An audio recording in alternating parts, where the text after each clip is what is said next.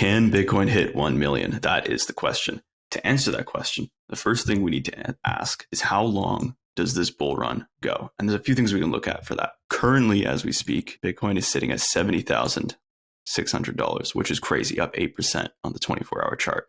So we've surpassed the previous bull run's all-time high. It is my belief that this run will continue so long as Joe Biden continues to print money. So as you can see here, Luke Belmar tweeted this on Twitter recently. The Biden administration just signed a $1.2 trillion funding package that they don't have the money for. So they're going to turn the money printer on. So long as the government continues to print money that doesn't exist, we will continue to see money flow into high-risk assets like Bitcoin and like other cryptocurrencies. There's a few other things that are pushing this current price movement. One is that Bitcoin ETFs are conquering gold ETFs, and they could completely replace them within the year. According to DL News, gold ETFs hold $100 billion in value, and the Bitcoin ETFs have already gained $55 billion within 2 months. So the pace that they're on means that they will replace gold within the year. And you hear this a lot. A lot of funds are replacing their gold exposure in their portfolio with Bitcoin. So we're going to continue to have the ETF flows, I think.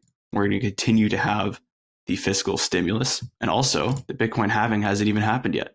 This is insane. We've hit an all-time high before the halving. So once the supply gets cut, I think that will also cause the price to continue to increase. Another thing we can look at is the Google Trends for Bitcoin. So we can see right here during the past bull run, it spiked at around 100. So there was tons of people searching for Bitcoin compared to, say, a year before that. And now we can see during this run, the Google Trends are starting to tick up. So once we see these Google Trends begin to return to their previous levels, that could mean that there's less new money coming in. So that's one thing to look out for. Another important indicator to look at is the amount of supply that the long-term holders are still holding. So we can see here, this is the percent of the Bitcoin supply that was last active 1+ years ago. So this basically tells us if long-term holders of Bitcoin are selling or holding.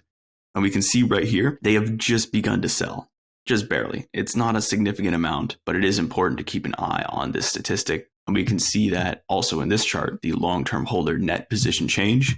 We can see now in 2024, long-term holders are beginning to unload some of their Bitcoin, which is being bought up by the ETFs and other market actors. So if we see the long-term holders continue to sell, and then we see demand from the ETFs slow down while we see Google Trends spiking, that's going to be an important indicator of when the fun could end. So where does that leave us with the price? We hear some people saying 100K Bitcoin, 250K Bitcoin, 1 million Bitcoin. I saw a recent YouTube video that said 43 million. This is obviously not within this cycle, but later on. The truth is, I don't really know. No one really knows. All you have to do is keep looking at the indicators and see if the trends are going to continue, and then place your bets based on that. What I will say is something I see a lot is people saying that this bull run is going to have the same increases as the last run. This is the chart of Bitcoin in 2021.